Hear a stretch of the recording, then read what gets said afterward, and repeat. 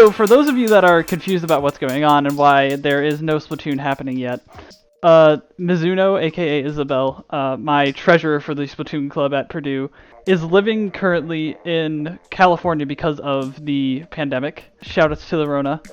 And we got a text at like 10, an hour and a half ago, saying, guys, something happened and I have no power or internet. Please help. And so after that, we've been scrambling to try and figure out a contingency plan. We've been doing the contingency plan for the past hour, and so we tried to have Totoro here hold down the stream from his end on my channel. I don't stream, so I was trying to learn OBS on the fly. For those of you who have done this, my applause goes out to you. But things should be working. So Isabel is getting online now? Yeah, she's connecting to the PB right now. I guess we can start talking about what exactly this event is. So I guess the background is at UCSD, we started a Splatoon club roughly in February 2019. And then we were like, wait, there are more than 3 people at this university that play this? And so we started trying to get our name out there and market ourselves as being this college Splatoon club, which that was really cool. We've gotten so much support from the university, and it's been great. And we'll talk about that more through the night. But then Magic here reached out to us on Twitter and was just like, "Oh, we started a club at Purdue as well." So we've been like, "We should have a college matchup," and we have not been able to get that to happen until now. Until now. And why? Until now? Why were we thrown into this? Well, a beautiful thing called LUTI happened, and literal magic happened so that both Triton and ITaP could meet up in groups in LUTI. Yeah, so this is week 1 of LUTI, Division 6, I believe. Division correct? 6. Division 6. We ended up just magically being matched against each other, and we were like, well, this is happening, and we scrambled to put together this event, and we're so grateful that you're here to join us for that. So let's talk about the format for LUTI. So LUTI is going to be a best of 9. This first match is going to be Splat Zone's Wahoo World. Magic was about to say, "Oh, here are my thoughts on the map," and I was like, "Save it for the stream." No, I was going into it. This map is all about flanking and making sure that you can take cover from both sides, because of the walls on either side of those glass areas by the zone. They are crucial. I've been playing a ton of this map this particular month, or this combination this month, and there's a surprising amount of vulnerability with the walls, but there's also so much protection. It's a really interesting. You get both the benefit, and it's really hard to cut people off from it. One thing that I think is pretty interesting about this particular map mode combination is bridge is permanently extended. There's no the map is there aren't any moving parts, and I think that adds a really interesting dynamic, lack of dynamic to this stage combination. It's a really huge zone in the middle. It's pretty hard to reclaim control once the other team's got it. Right, exactly. So so we're currently still waiting on one more person to join the lobby. For those of you who are just joining in, I guess the recap is power outage. And then we were trying to figure out, are we going to have someone sub in or not? Sounds like they should be online soon. It sounds like she tried to connect to the PB and it's not going through. No. Oh no. Oh no again. Oh no again. Oh dear. Okay. Would this be potentially fixed by just dropping the lobby and starting over again? No, I don't think so. I think that we should just go ahead with game 1 and have me sub in. Okay, should I pull in someone from our side to help us with commentary then? I believe Ali is here for commentary. Okay, Ali's here for commentary? Okay. You want me to do it? Yeah. Okay.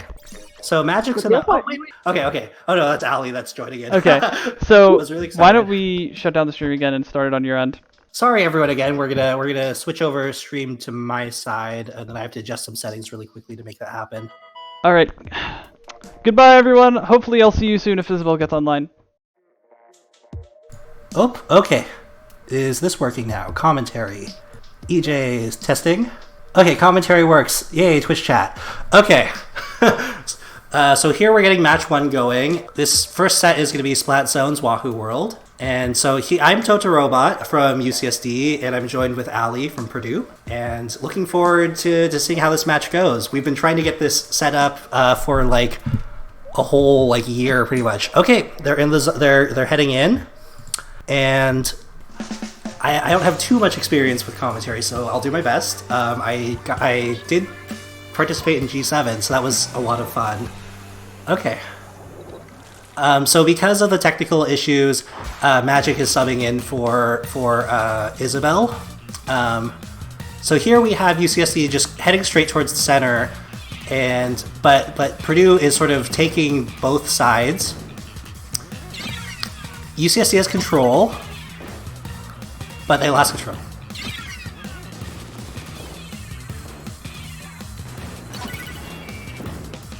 Yeah, there's, I think one thing I want to note is there's the Tenebrella on Purdue's side. So they're going to have quite a bit of defense there, but UCSD has quite a bit of range, at least for the standard shooters, and control is going over left and right really quickly. Numbers... Uh-oh. Oh no, okay. Ali, can you try talking now? Can you hear me? Well, currently UCSD has control. Okay, K-Bot says it's working. Thank you, K-Bot. We see bubbles and Billy go off to cap zone one of them. With Bomb Rush. That's a guaranteed cap for ITaP. But none of UCSD's side's gone down. Yeah, both sides are keeping numbers pretty up. And we have Asian who's going over to the side. How do I activate? Do you know how to activate the auto spectator? LR. LR, okay. Oops, it was just overhead. Okay. There we go. I think we are figuring this out now. Thank you everyone for joining the commentary here, so don't mind the technical difficulties. Okay. Wow, I've been seeing a lot of beacons and going in very aggressive and then jumping back. That's a pretty interesting strategy. That's one of David's signature styles. He's very well known for beacon abuse in that way, and runs enough VP to make that very, very useful. Oh, there's a huge numbers advantage right now for Purdue, so Triton Splatoon have to regroup and come back, but this allows Purdue to push their advantage. Interesting to see sharking carousel with HCD there. Wonder where he's going to make the move from. Oh, and we see the flank on the glass. And the pick on the heavy. We might see UCSD make push off this? Numbers advantage goes to UCSD. Down. Okay, UCSD's back in control. Who are they going for over there? I think they're just... there's the beacon. Beacon checking on the plat. It's still pretty even here. Those bubbles... Oh, that was not the place to be for those bubbles. With the patch that just came out, the bubbles got changed so that they're different sizes, and the explosion depends on whether it's a larger or smaller bubble. I don't know how that's going to end up impacting play, but it often I believe it impacts bubble combos involving first and second bubbles most. Mm-hmm. I think first bubble's 15% smaller now. We see another bomb rush go off to cap zone, but it looks like ITaP's getting back in safely for those beacons. Bubbles seem to be Bubbles ready for another push, but I think they're waiting to regroup. Yep, there's two specials going off right there. See how that's pretty guaranteed. And one goes down. It's a 3-3. It looks like 3 still alive on UCSD side though. We'll see how this. The back armor goes out. There goes the armor. Control goes back over to Purdue side. The zone on this map mode combination, I think it's so hard to get control over just because of how huge it is. Both in terms of getting control, like having the other team lose control, but also getting it back.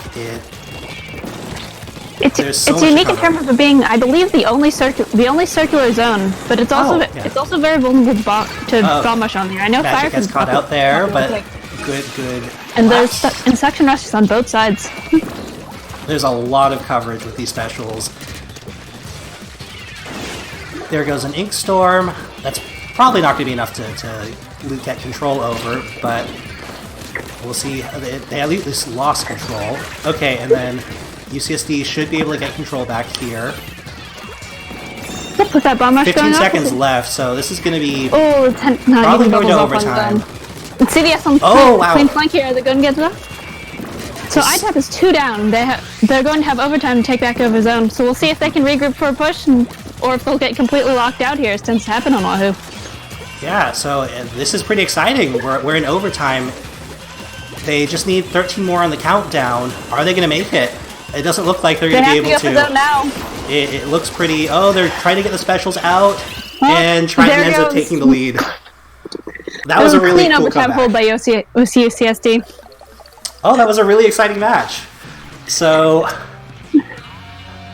I guess let's. I guess I think I might have been muted when I was talking about when UCSD started as a club.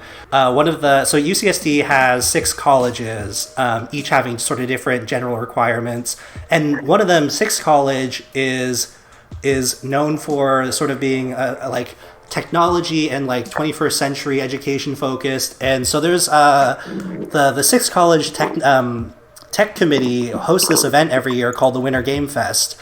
And one year, in 2019, they decided to actually have a Splatoon tournament, which was quite surprising. And we ended up having 4 full teams there, and we were really like surprised that wow, there are that many teams.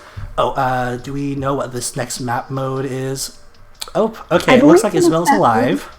And Isabel's alive? Yeah, Isabel's alive. I'm not sure if we're going to be joined by Magic back in this call, but we'll see how that goes. So back to the story of UCSD. So after the Winter Game Fest, we were like, wow, there are a lot of people here who play this game, and we had a lot of fun. And so we decided to actually formally make a club, and surprisingly, the paperwork only took like 2 weeks or so. And since then, we've been trying to host socials. We hosted a tournament at the end of spring last year. That was a lot of fun. I hear Magic back on the comms. How's it going with Isabel, Magic? Isabel is alive. Her router is Isabel's stable alive. now. Okay. So this might mean I need to get out of the lobby. Oh, I think you... Okay, so you're going to yeet out of the lobby. Thank you so much, Allie. No problem. And then Magic, I guess... Do we want to hand over stream one more time? Because, I think your computer is going to have higher quality than mine will. Gotcha, okay. Okay, so do you want to do this now? Yeah, let's do it. Okay, I'm going to stop the stream in 3, 2, 1. Hello again, everyone. Can everybody hear us? Hello, testing on my side as well. Okay, great. Things are working. Oh, no, okay, well, I'm getting trolled by Twitch chat. Okay. I forgot to set the auto spectator on at the beginning, so that was good to know for the future. Okay, so match 1 went over to UCSD, and the second match here is going to be Tower Control Ancho-V Games. What are our thoughts on this combination? Tower Control Ancho-V Games is all about fan control. A wise man once said, and I'm quoting Hitzel, "Raise the fan." And I have lived by those words to this day. I mean, because of those fans, you get so much height advantage, and while there are things like Slosher and Hydra on the other side of the map that could take you off of it, usually it's a very safe place to go, and controlling those fans opens up those Magic, before pathways. the match starts, can you activate the auto spectator? So I'm trying to. Oh, I have my buttons mapped, don't I? Thanks, Nintendo Switch. I have a controller button mapping, and that is why I could not set auto spectate because I was trying to. How do we change that? I just fixed it. I will put on auto spectate as soon as it happens. Okay. So here we're going into match 2. Match 2. So, as someone who was playing in that first match, what are your thoughts on how this team's matchup is going to be? These teams are going to be incredibly even. Isabel, I would say, is on a mechanics level comparable to mine, and if she can handle her own and making sure that she's picking her fights correctly, I believe that There's this fight Mizuno, will that's go. Isabel. Yay, Isabel. Everyone cheer for Isabel. Let's go! She's back! And not a she's moment probably too panicking soon. this whole night. Yeah. We'll see if she plays a little frazzled because of that. You see David on the beacons again, trying to make some fun plays as we've seen before on the crack-on roller. There he goes, diving into a 2v1. How is he alive? And he jumps. And there he does it again. It's not too much of an advantage for UCSC to push forward, though. It's not too much control. There's the sniper who's overlooking, so they can't be safely on the tower in any capacity at this point. No, but they do have 3 specials all on the ready. Oh, there's the ball. Here goes one. Ink Armor comes out on UCSD side. A great point sensor and bomb combo to get David out of that baller. And now They're the tides 2 are down. turned. Yeah, 2 down on Purdue side. So now we have Yuko who's going over to try to push the pressure, but that's not amount to much yet. We see 2 people trying to fight for that control of that left corner on the side of Good ITaP. smash One goes down. Trades. Mofugami, one of his signature weapons is the Brella, so we'll see how that goes.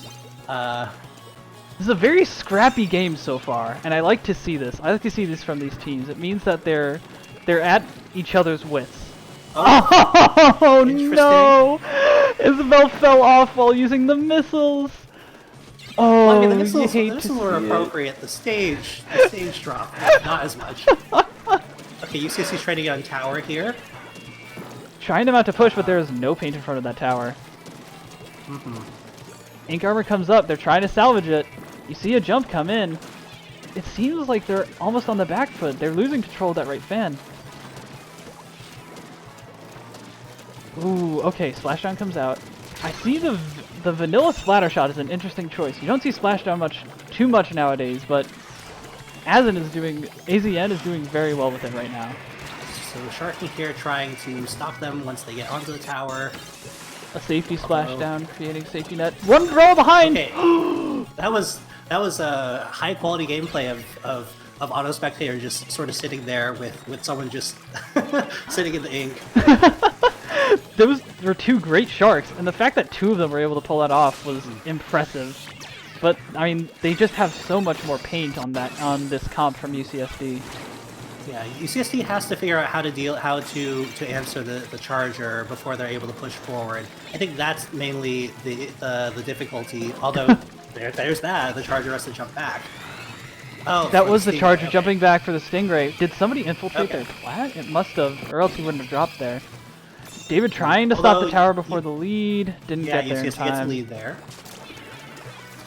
Resetting to neutral again. Great pick from the charger. What's going to happen? Think on Going both into all sides. this, going into this event, we knew that we were pretty convinced this was going to be a pretty even matchup, but this is back and more forth is even than I great. thought it was going to be. Jumping in. Oh, little late splashdown jump, but 2 go down on the side of ITaP. Can they get the lead from this push? It looks like it. There's They get the no lead, yeah. pressure on that plat area right now. Jumps into the tower. Oh wow, they're able David to jumps the back. entire checkpoint. Booyah Bomb comes out. They should push Purdue off, but they have pretty good pressure. He decided to tap on the tower. He decided to just touch his toes and jump out to safety. This man has beacon magic. So one of UCSD's struggles has been that we don't really have a dedicated backliner, and Oh, this okay. is kinda showing in this match. They're having difficulty sort of answering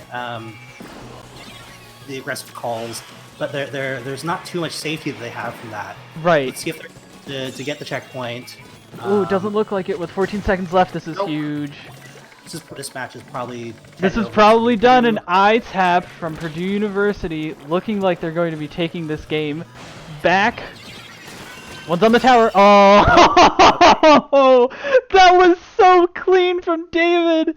He Yeah, knew. just The word of the day is beacon in Twitch chat, and that's just what's going on here. He knew that people were just gonna jump on the tower and not be afraid of that beacon, and he just baited them so hard. It was disrespectful. Oh. So let's take a look at the map list again. So currently it's 1-1 UCSD Purdue. This next match is going to be Clam Blitz on the Reef. On the Reef. Everyone's favorite mode. I'm personally a fan of this. I think it's better now that the adjustments have been made from that patch of so long ago. But while, like you were saying, there is a struggle on tower control without a backline, Clam Blitz is one of the modes where it's very fast-paced, like Rainmaker, and you don't exactly need that safety net of an anchor to get you back into the map because of the ebb and flow of the Clam Blitz pushes. Yeah. And what about the Reef in particular? I'm trying to think. So the clams are, or the basket is at the elevated portion near the base. The bridge, well, both above and underneath end up being pretty, like, highly contested spots. There are just so many places to sneak around. Right. It's really hard. It's really hard to sort of secure all the entrances. And there are essentially three main entrances to that clam basket. You're right. There's the way through bridge, that main court area. There's the tree area where the ramp leads up to the basket, and then there's the alley that shoots off from the tree behind the basket, which people can take directly to the basket as well. So there's a lot of options here, and that tent umbrella from ITaP is going to be very key here, in my opinion. Oh. Did we lose Totoro? Hello? I guess as we're getting to this match, I'd love to hear how exactly did your club started at Purdue? So, at Purdue, I decided to see if there were any people who played Splatoon, and I'll get into this later, but in spring of 2019, Hello? Did something go wrong? Totoro? I see DJ typing. Totoro. Okay. Can you hear me? So everyone seems to be heading pretty much to the center. UCSD much more moving as a unit, which is not necessarily the strategy you need to go for Clam Blitz. Ooh, but we do see one going down on the side of ITaP. They already have a power clam. Dang, they got those clams fast, and now they're mounting a push immediately. And like we said, that no anchor comp is very, very... Magic, are you there? I think they were not... Let me just... Totoro, can you hear me? I don't think he can hear me. That's interesting.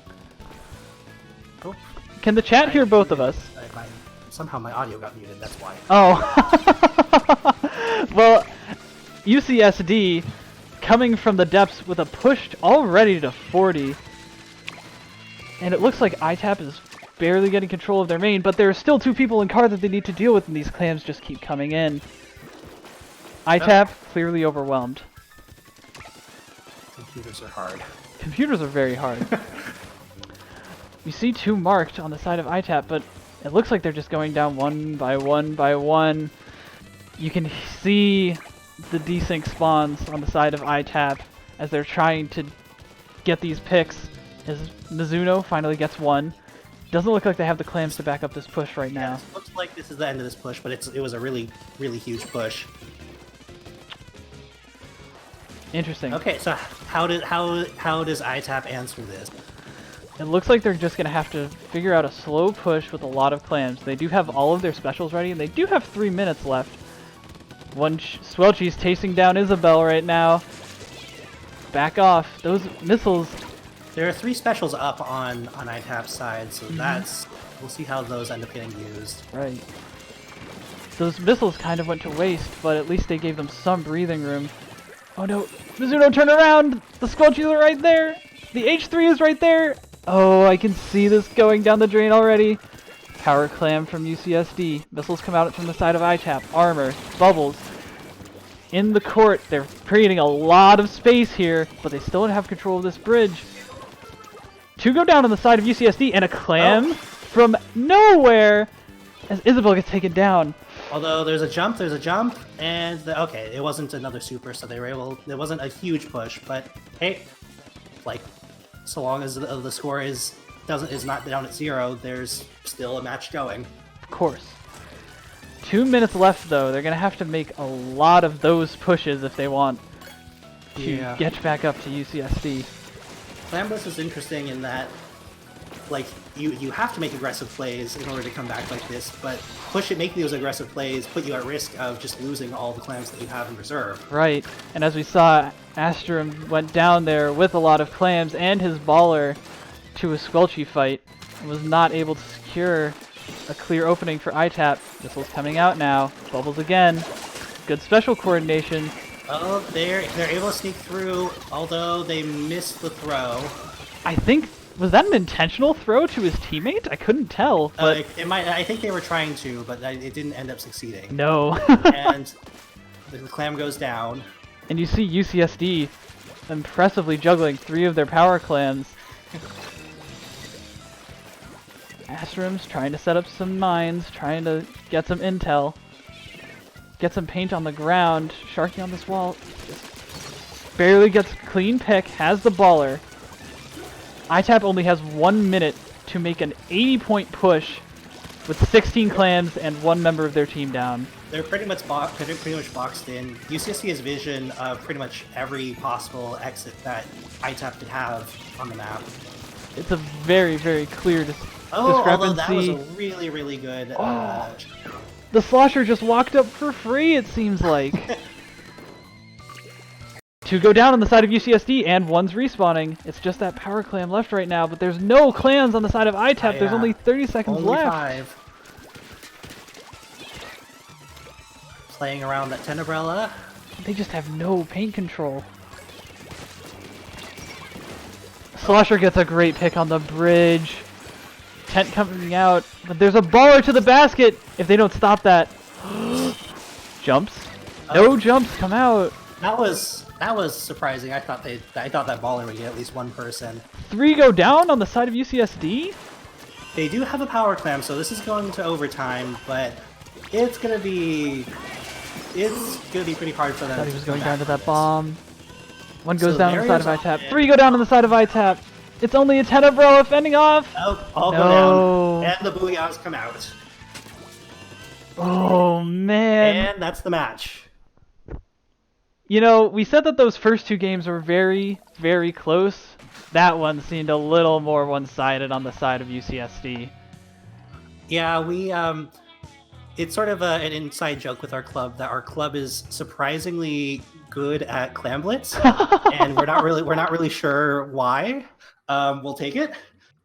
We take those victories, but yeah, that was a really impressive play and coordination by UCSD. So that's currently 2-1 on UCSD's side. Yes, it This is a best of 9. Best of 9, because this is a LUTI set. We could be here for a while, folks. We could be here for a while. So this next match is going to be Rainmaker on Blackbelly Skatepark. Ooh, a very, very... This is going to be the definition of a back-and-forth map, I can tell. Blackbelly Skatepark is not over until it is over.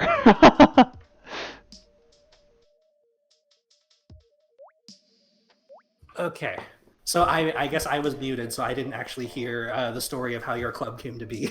So, in spring of 2019, I reached out to a general gaming Discord server and tried to see if there was any interest, because they did have a Splatoon channel.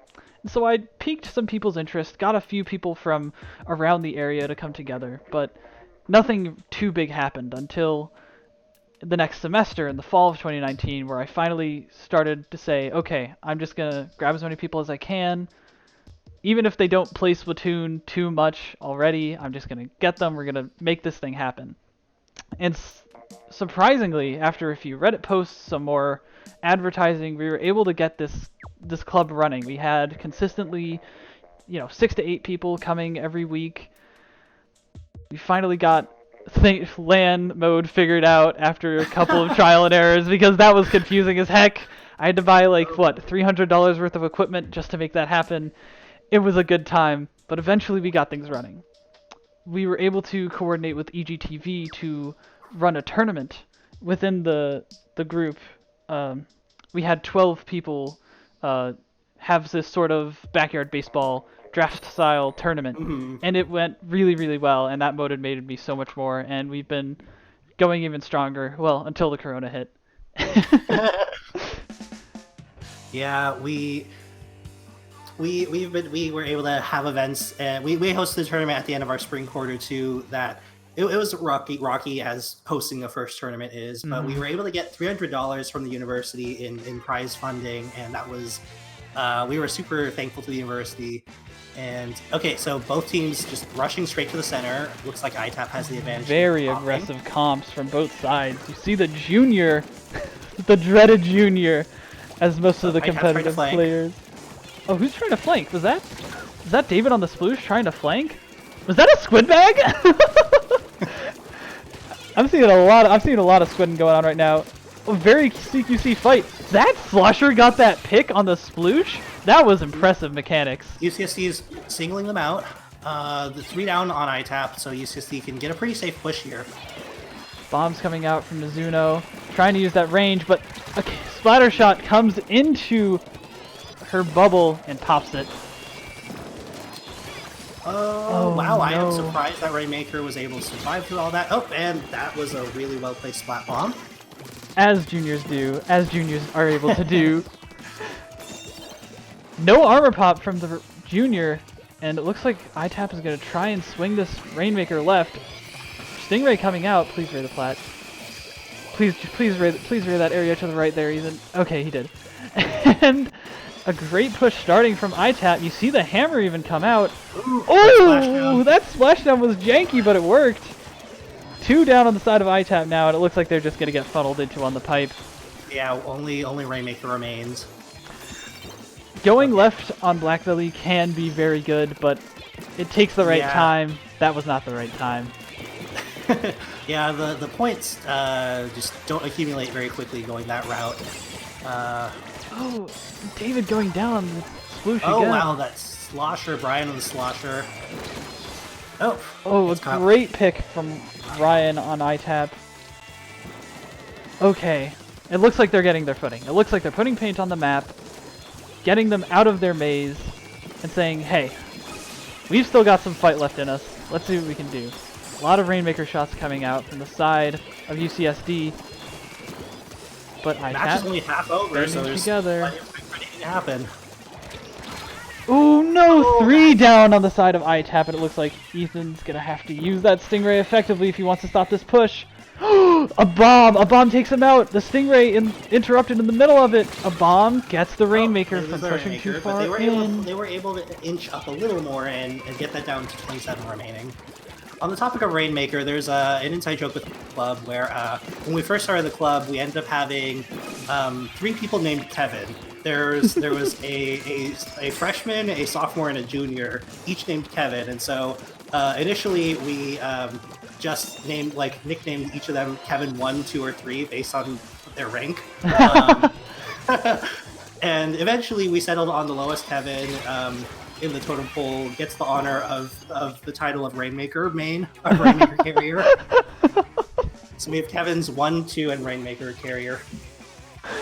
Well, it looks like whatever Kevin is pulling this Rainmaker is making some great shots, because the Rainmaker shots have been putting a lot of pressure on this maze area. Astrum finally getting the sploosh going. No, gets picked off by the H3 in the middle of the map. Isabel trying to push forward. Oh no, yeah. It is going to be a reset.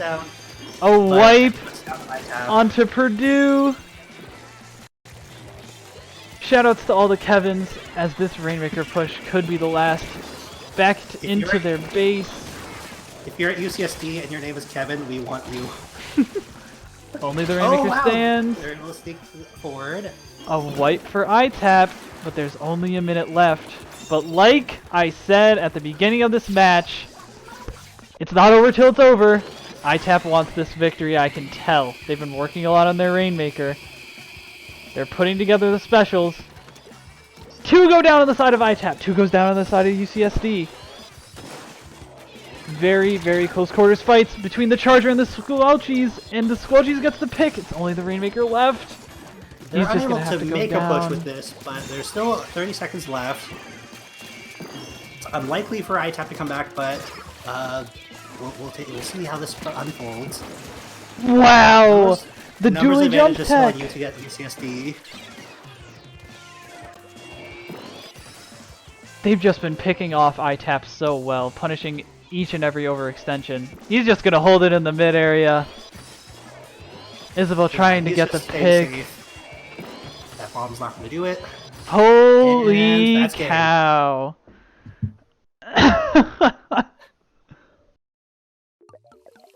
ITaP did not have any footing during that match.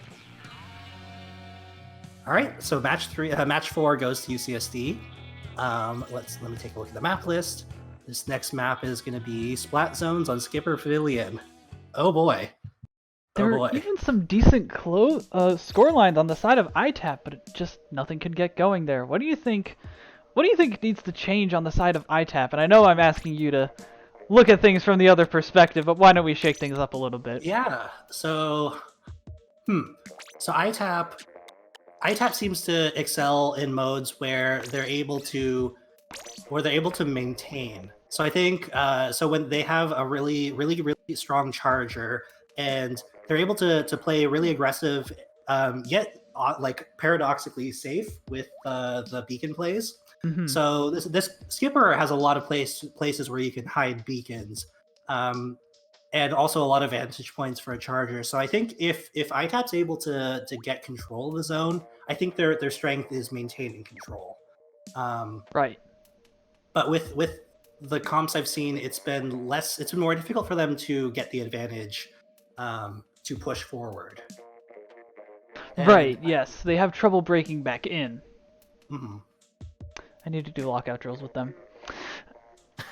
I do, so ITaP, when after a semester of the club going through, I decided, okay, I want to get people more involved in the competitive scene. And so I decided to say, is anyone interested in competing in tournaments online? And 4 people raised their hand, and I said, great, let's make a team. I'll coach you guys, because I've been around for, 3 years? 3 years. And I'll show you guys the ropes, and we'll get you guys involved. And I think that they've been doing well, but obviously this is their first competitive team for a lot of them, and it's only been going on for a few months. But I'm impressed to see their improvement thus far. Mm-hmm. On our side, we most of us haven't had much experience with competitive ourselves, but we do have Mofugami, the captain, and Brian, really are excited for competitive, and we've been trying to push that forward. So we're trying to become more and more active. This is our 3rd season competing in LUTI. We started off in Div 8, moved up to Div 7, and now we're in Div 6. So both teams getting the second year. Gotcha. Quick UCSD paint coming out of UCSD. Great pick. But that was not good. Asian was not going to get out of that one. So, and you see someone dancing along the pillow in mid, doesn't get picked off, finally goes down. ITaP is catching out pretty well here. Yeah, they're playing to their strengths, I think. They're using this open area in the bottom of the map to finally get a little bit of control, take fights that they want to fight, back up if they have to. They have a lot of safety because they haven't used their specials yet. So they're now there are 2 specials. Well, now there are only 2 ready for specials. use. Specials coming out from UCSD, too. Ooh, Booyah Bomb popped in the middle of the fight. You hate to see it. Quick reflexes from Isabel to finally get that pick. Splashdown goes up. Oh, no cancel! She was caught out in the ink. The 3 down on the side of UCSD. This could go back. Oh, that was a really good snipe. It does go back to ITaP. Sharking on the top. What's the NZAP gonna do? UCSD seems to be jumping a lot to the center.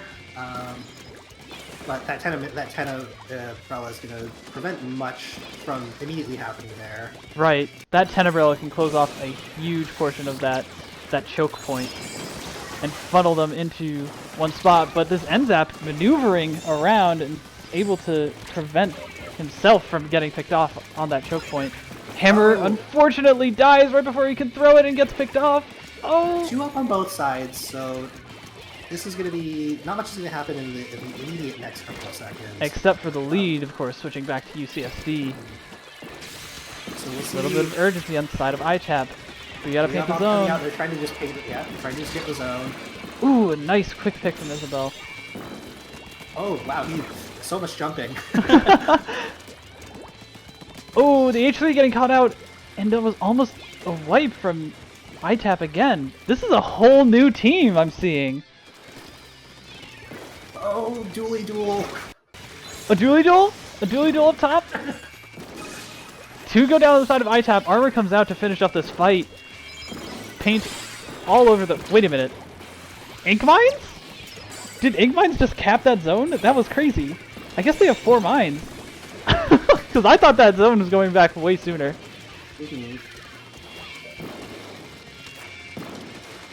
Brella coming out, trying to get them back in. Here comes the hammer. Oh, Quick bomb on the end zap to get the pick on the hammer before he can cause any damage. Booyah bomb coming out, trying to disrupt that mid spot. Lost. Oh, that duel. Great pick from Might help Isabel. them get control again. Bombs coming out. No turn of the zone. Oh, Okay, it comes over to does. ITaP. Okay. This is a pretty even match again. Very, very even right now. As you see, ITaP in the yellow, UCSD in the blue. These timers are very, very slowly edging away as 2 minutes, less than 2 minutes remain in this map. Armor coming out. Shark. Very, almost clean a trade. shark. 2 and 2 up. Hammer still out on the side So of I the think- 10 umbrella. But So nobody's they lost covering the zone. control. Oh, Probably he, did. he saw the beacon. No beacons for David.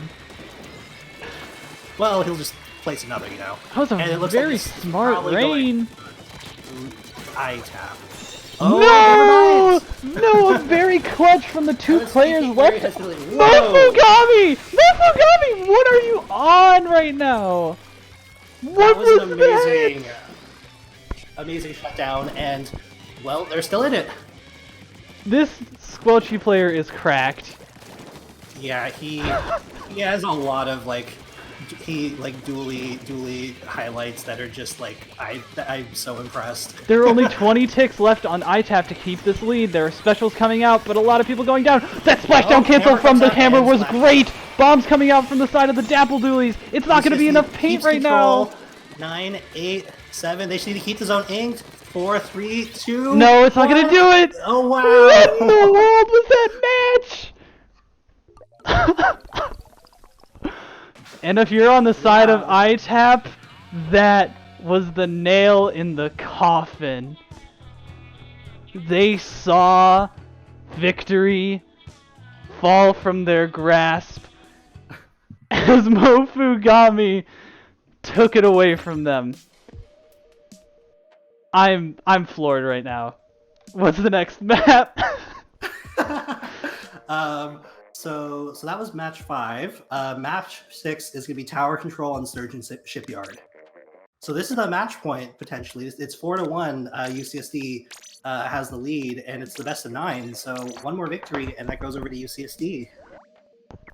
Wow, I'm still just like shook from that I'm comeback. shaking.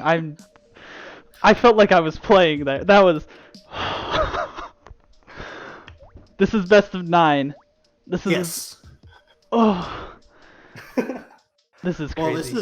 this was an exciting first set. Either way. It's not over yet.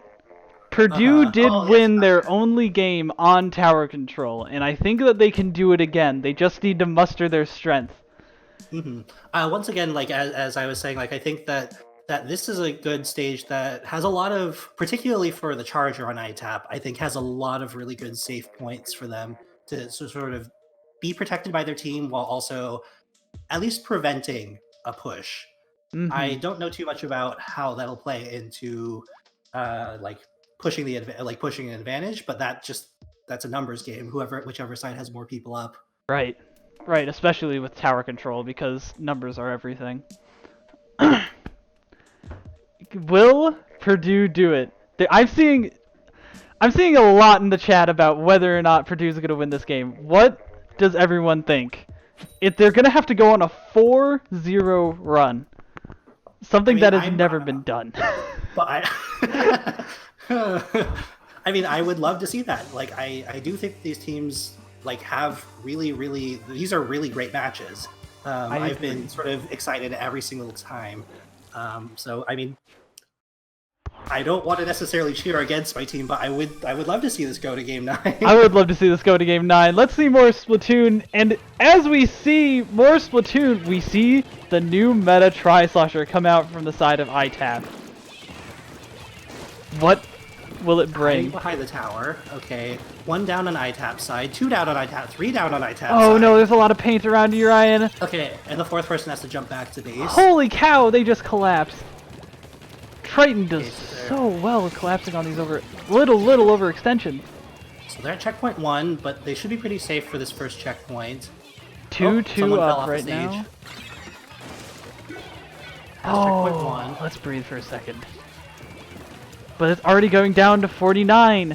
This push has gotten no resistance from ITaP. They're just going down every time they try and step forward.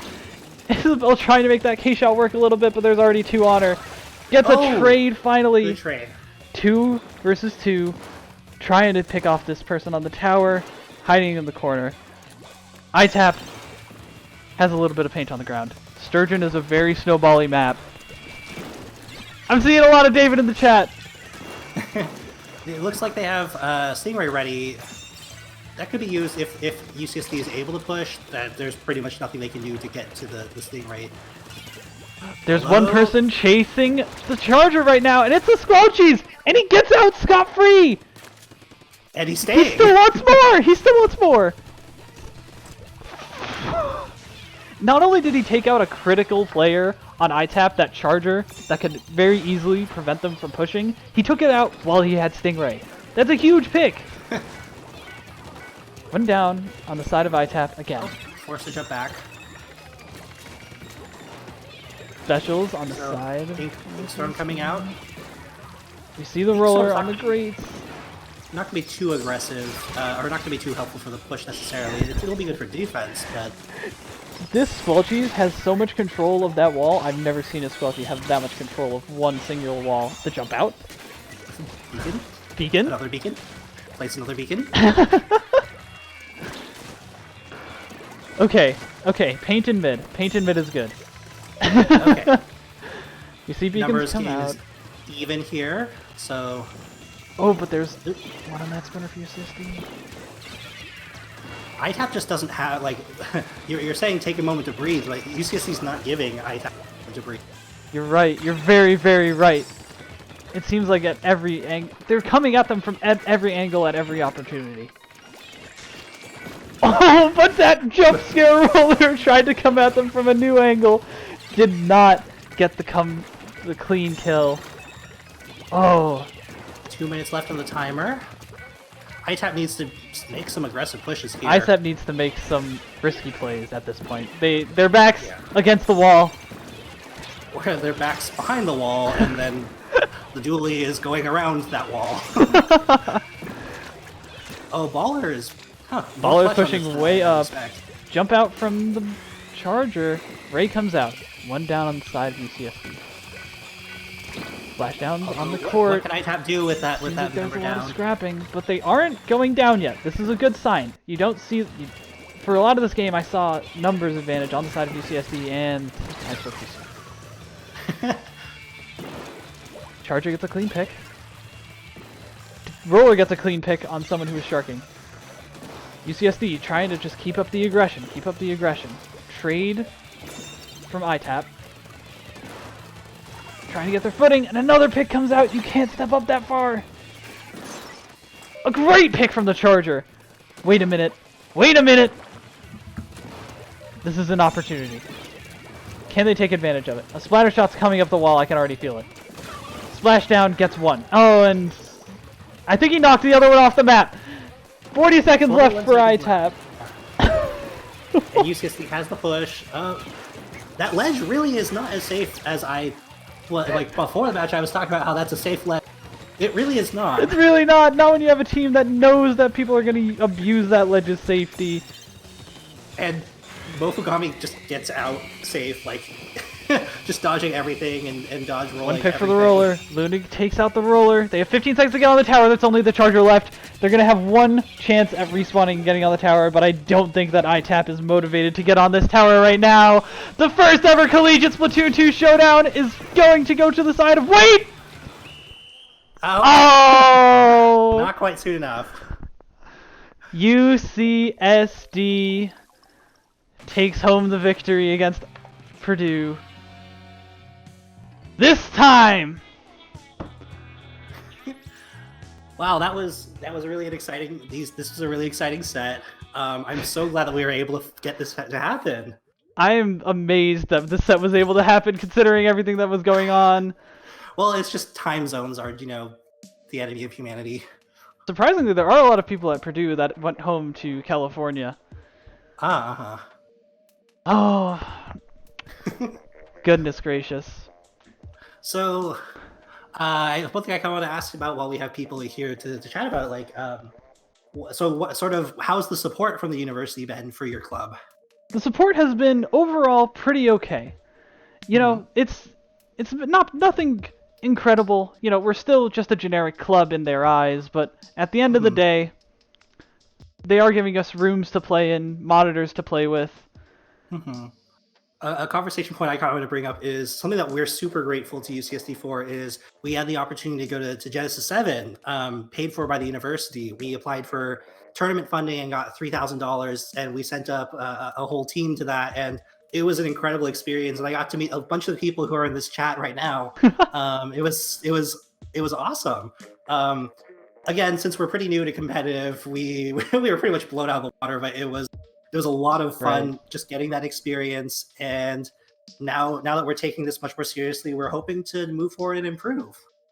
And if anyone else out there is at college right now, whether it be large or small, know that there are people that you can band together with and play Splatoon with. There are people out there if you put in the effort. I am wholly convinced of that. And feel free to reach out to either of our clubs if you'd like our experiences starting these clubs at our universities, because we'd love to see this grow at other colleges. I know that UC Santa Barbara or UC Santa Cruz and UCLA kind of have. We have friends there, and we're trying to see those communities start to form. And we'd love to be able to have more of a community. One interesting thing of having a college club is not only do we have this competitive team, but we also have socials. We go to get like Korean barbecue, or before coronavirus, we were planning on doing like a beach bonfire social, but yeah.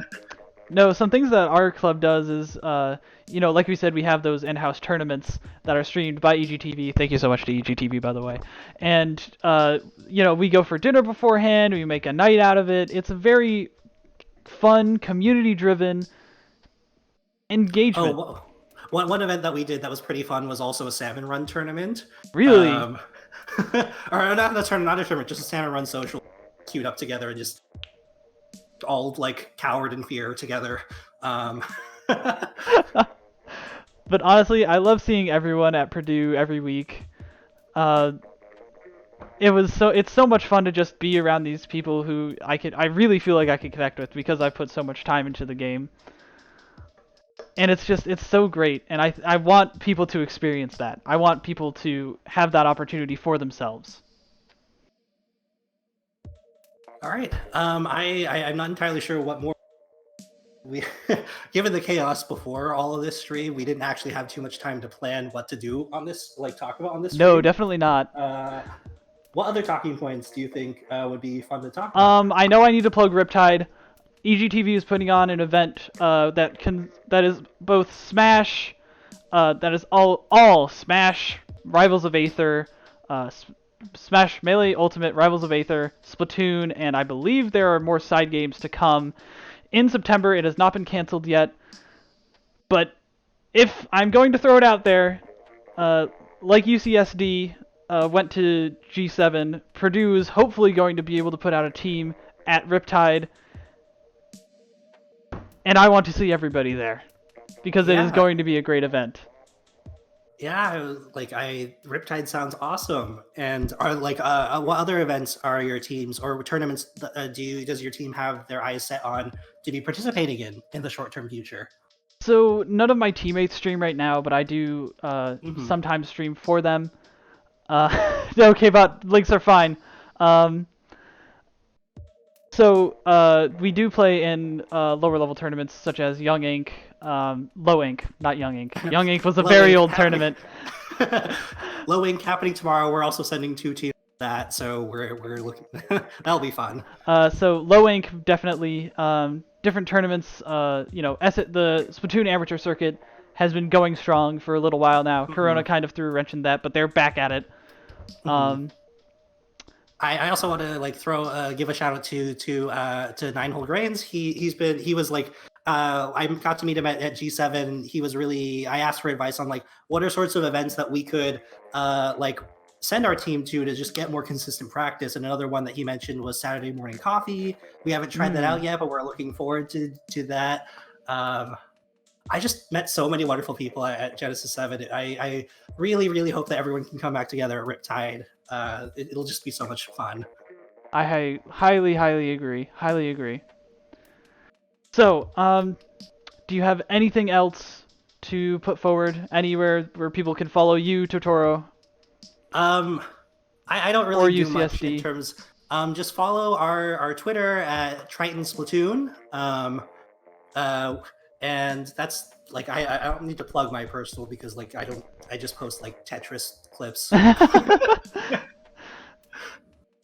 Anything on your side? There's Splatoon at Purdue. Yes, so there's I believe it's Splatoon_Purdue is our Twitter account that we post all of our stuff on. You'll see a lot coming out of my own Twitch channel for Purdue things because I do stream and we don't really have our own Twitch channel. There is an esports at Purdue Twitch channel which people can follow for more things just like this.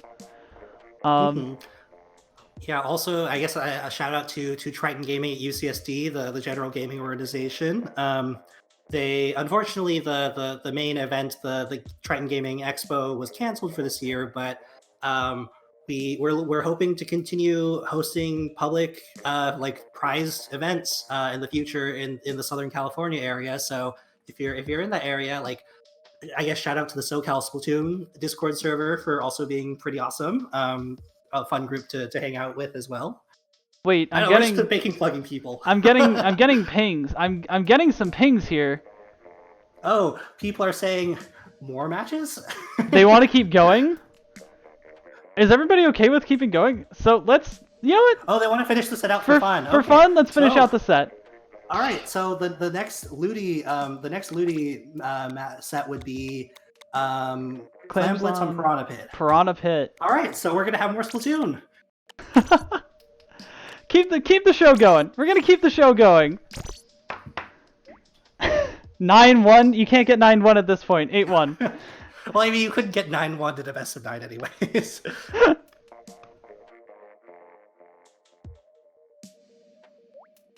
All right. While the match is technically over, we're gonna keep it rolling. We are gonna keep it rolling. Oh, I guess one thing that Magic was asking me about, we didn't actually get to finish the conversation before all this started, was so I'm actually a PhD student at UCSD, so I'm old. And I guess all I want to say with this is grad students can also be involved with helping with these clubs. And I mean, I got to attend Genesis 7. It was great. I don't. It's really cool that you could end up having basically everyone from every part of the university involved.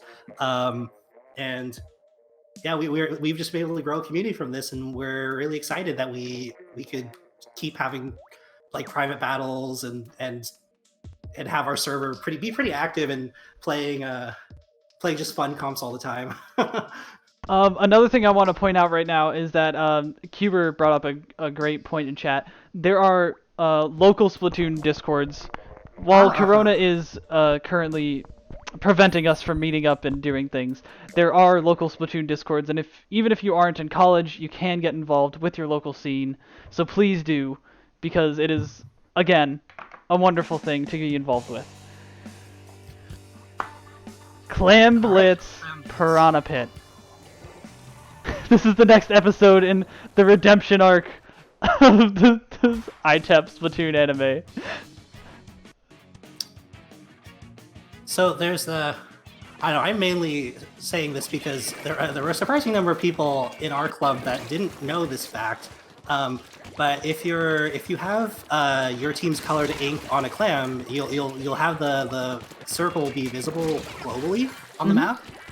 So one strategy that I think that I like to prioritize is mainly getting map coverage for the purpose of denying vision of where the clams even are. Yeah, clam vision, right. That is a good point, because ITaP gets the barrier pop. There was a great kill streak from Mizuno there earlier, unfortunately getting taken down, but it did lead to that push. But as you see, like right now, you see these glowing circles above the clam. You can use that to your advantage. There's a lot of mind games that can go on between like clam placements on the map and whatnot. So I think that's a great point, actually.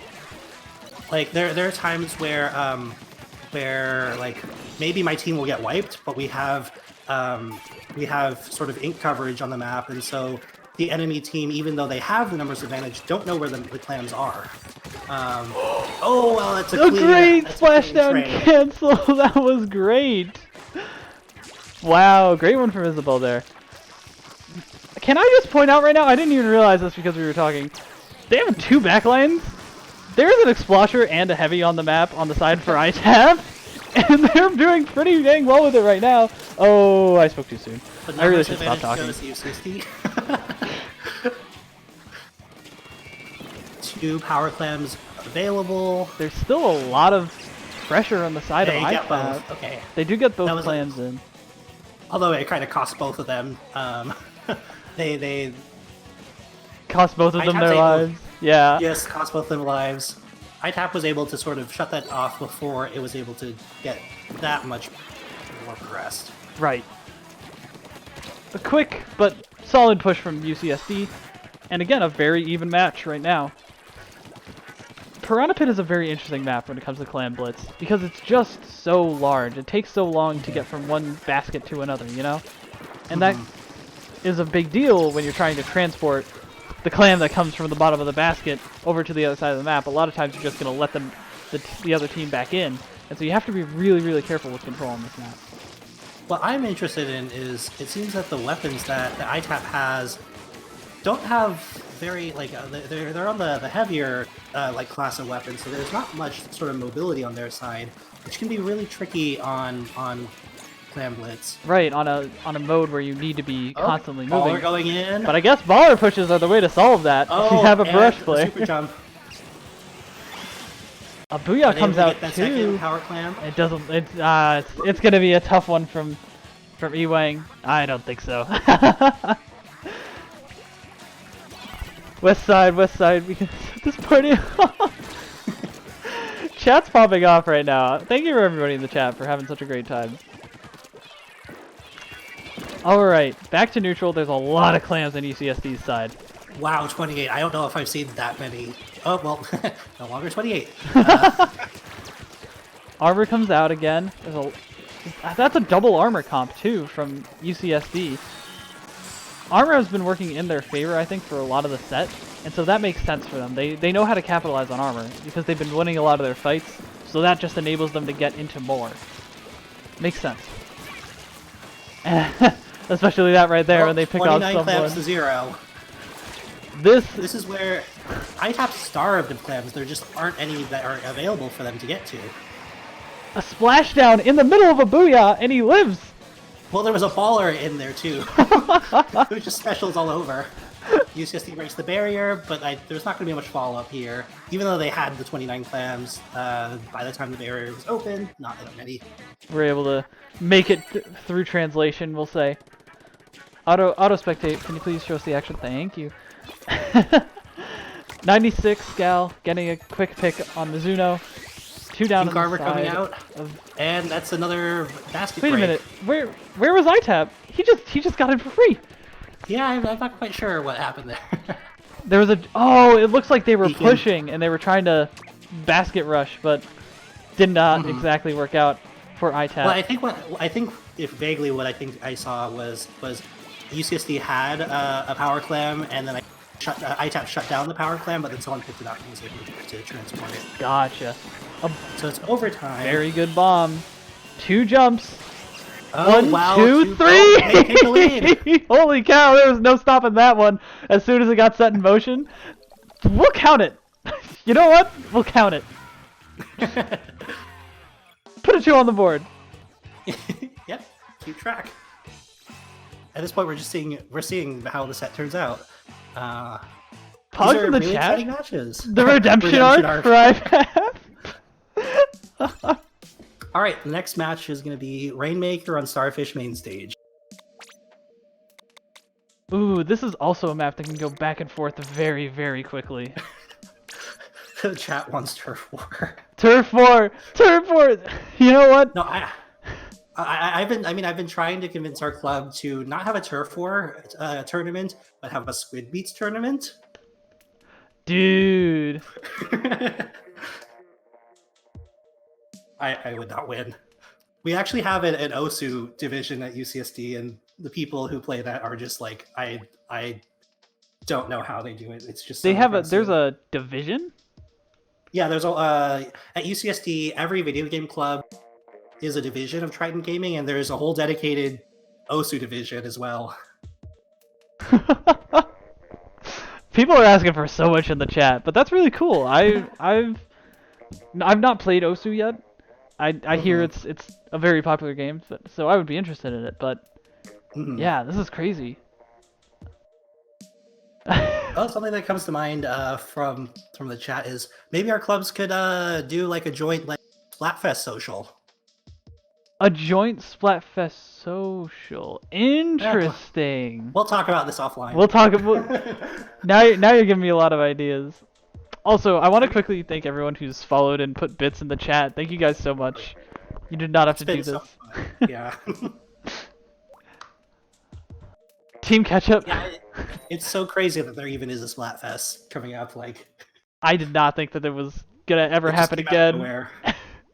And if they like a patch, a demo, and a friggin' Splatfest all announced at the same time, who even does that? Well, obviously Nintendo does that. I mean, they tried that with ARMS also, but I like ARMS, but everybody ARMS is fine, but let's talk about their actual competitive. Anyways. Okay, both teams. UCC was able to get to the center more quickly, but I think that also their comp just lends itself better to popping that barrier. Right.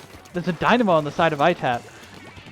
ITaP, so the player Gazical, a.k.a. Ryan, he plays a lot of different weapons, and you're seeing his weapon variety come out now because he's playing Stingray. Oh, Dynamo. Wow, that was an extended exchange. But ITaP has so much of the lead right here. They're going to be able to push this. That pick was so far. lucky, and Isabel knows it. This is a 20 push? That's a 20 push. Wow, that's a really, really impressive push.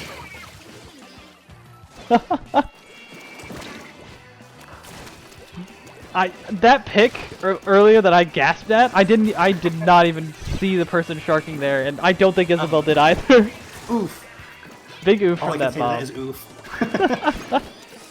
You were talking about like having a like high weapon variety. I'm kind of personally notorious in the club for I can only play NZAP, and I am incapable of playing anything else. Hey. It's just like the perfect weapon for like my playstyle in terms of like fire rate and range. So I'm happy with it. Yeah, I mean, as long as you play it well, then you're fine. Why are people subscribing to Twitch Prime? Wow, this is a pretty chaotic mess right here, and I love it. It seems like ITaP just had so much control of the mid for not a lot of reason. But here is exactly why they are running double Stingray, because as soon as one person decides, hey, I'm going to touch the Rainmaker, they get shut down. Stingray is still broken, Nintendo. Can you please fix it? Oh wow, ITaP got the Rainmaker somehow, even though there was so much control from UCSD on that center. I think they just wanted to stall it, let their teammates get back in a little bit, get them a little bit more paint control. But UCSD still has a pretty clear shot into their pit. I saw some green out of nowhere. Was it David? It was David! He decided to jump in! No, it was Isabel. Okay. No, it was Isabel. But David jumps in this time! Okay. They are taking a lot of solo clearing fights. the path. I think that's 3 down to the side. Ooh! Quick picks? No. They might be able to... UCSD might be able to get the lead here. Nope. No! Shutdown. Good shutdown. 2 down on the side of UCSD thanks to that wonderful dually play from David. There's a person hiding behind that Rainmaker shield. This Rainmaker's going in the way of UCSD right now. There's only one person up. They got the lead. That was amazing. That was the last thing I expected to happen. I saw, 2 down. I was surprised that UCSD got the Rainmaker there as well, too. Or got the... Because as we saw, like, it was pretty... The ink control was pretty much in the favor of ITaP. Here we go. Beacon plays. So many beacons. Beacon plays. 2 down on the side of UCSD. And they have so much control right now of mid. They're sharking for the last player. I think they just need to go. We've worked on this. I've been working on them with a lot with Rainmaker. More beacons. One goes down. Oh, wow. Okay, good coverage there. Oh, they tried to get back, but not quick enough. He probably jumped to a person instead of a beacon. That wasn't a David jump out time if I ever saw one. Okay. So 1 minute, about a minute left, and UCSD. Is that a? I mean, I would say has a solid lead, but as we saw, like that push can just happen really quickly. So we'll see how this turns out. There are 2 Stingrays on the side of ITaP. Missiles come out. What's gonna happen? This pop's gonna go over to ITaP. There's a lot of paint for ITaP right now. Specials coming out from the side of UCSD, but is it too little too late? 3 versus 3. Baller in the middle. Isabel wants this pick. Isabel really wants this pick. Gets it. Stingrays come out on the side of ITaP. Missiles again! That was quick. What's gonna happen? What do you... Oh no! 24 seconds left. This is a pretty scrappy fight. Who do you think's gonna come out on top? ITaP needs to basically wipe if they want to secure a victory here, but I think that the respawns are de-staggered such that that's not going to be possible. Oh no, it doesn't look like it. Beacon plays, Beacon plays. Beacon spotted.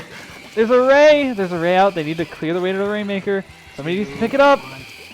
No, nobody was there. He's able to defend that.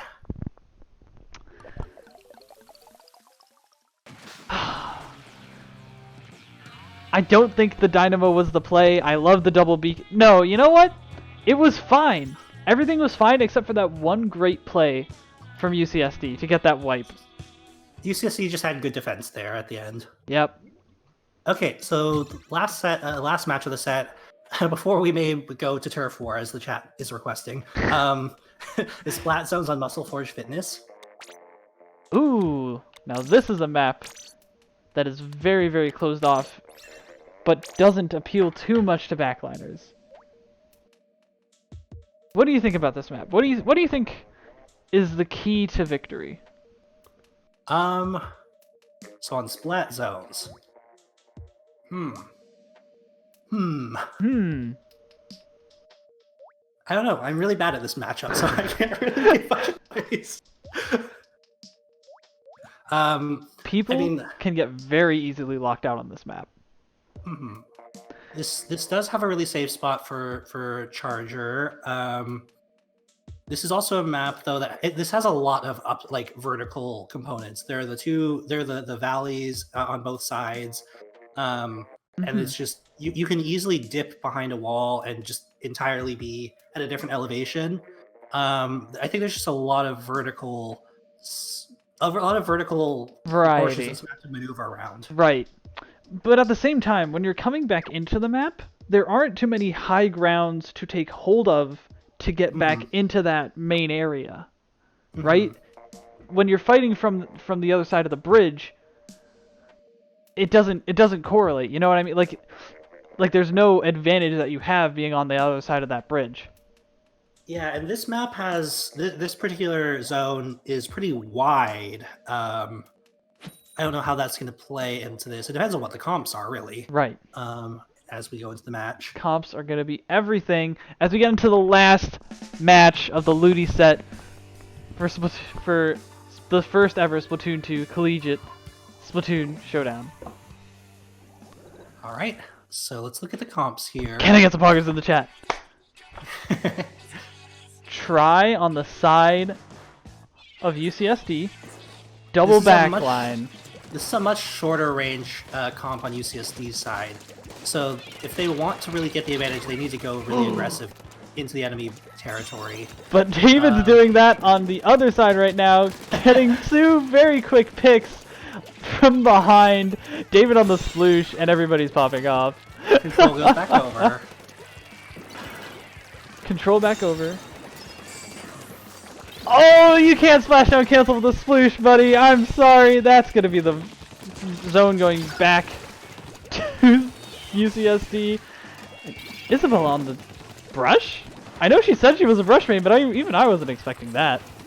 Oof, battle of the ink walls. David? Oof. Trying to get some sharking picks, doesn't quite get it. It's a good defense. Oh, although this bomb rush is going to change that. Oh! Nobody was painting the zone. They distracted them long enough to get the zone back in their color.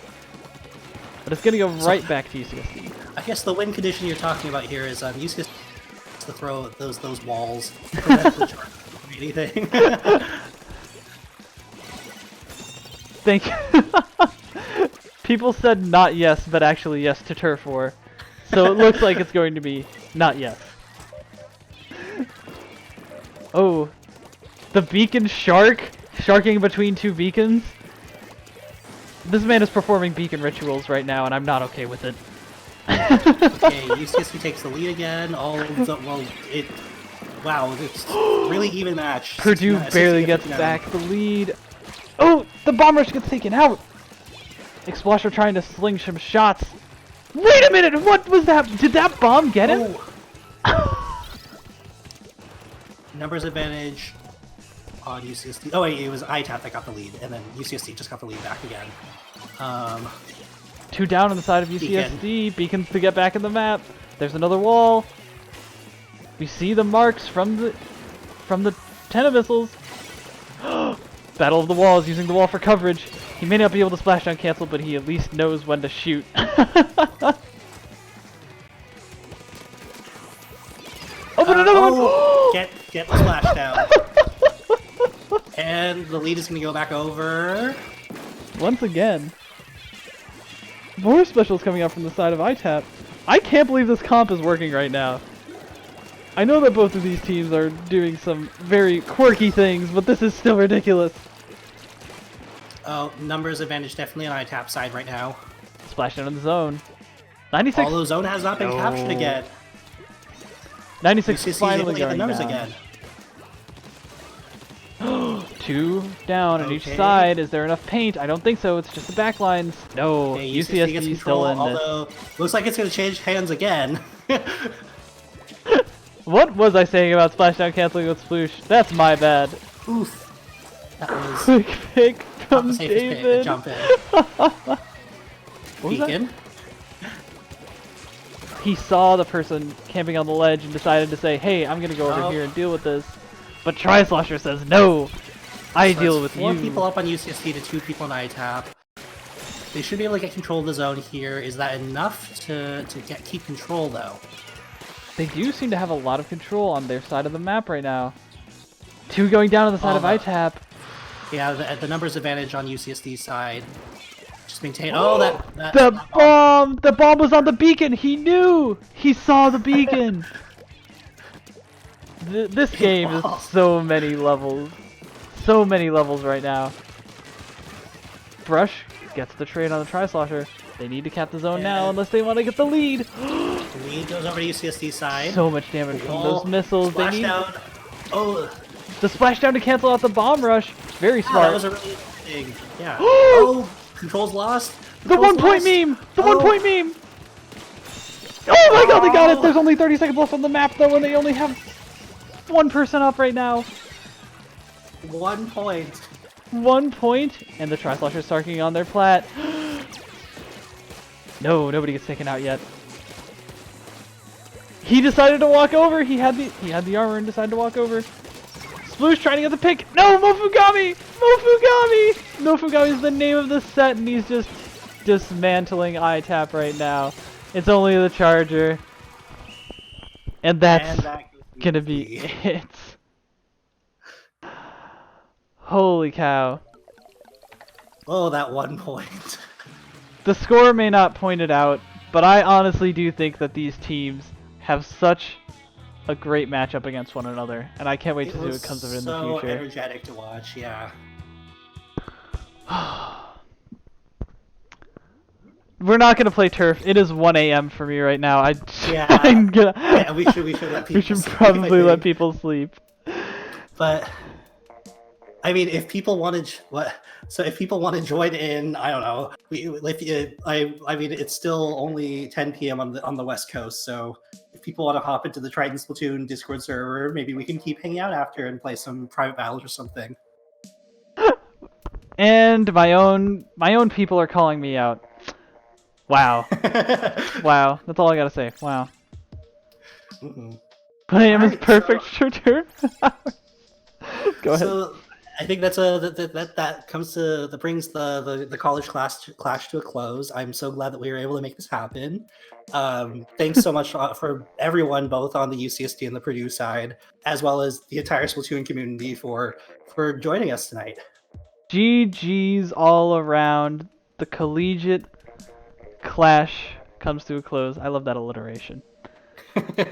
I am going to check who we can raid really quickly. But before then, is there anything else that you want to plug other than Triton Splatoon and Splatoon at Purdue? No, but I just want to say thanks to everybody. If you have any interest of starting college clubs, like definitely reach out to us and yes. we'll share our experiences. Please, we'd love to see this grow. Please do, because we honestly having a collegiate Splatoon 2 league would be like a dream come true. That would be a dream come true. So yeah. Thank you very much. Thank you very much. I'm gonna send everyone off to Rafa to watch some more Splatoon 2 if they so wish. Thank you everyone for joining us. I'm Magic8Ball. And I'm Totorobot. The first ever Splatoon 2 Collegiate Showdown goes to UCSD, but there will for certainly be more to come. Thank you everybody. Have a great night.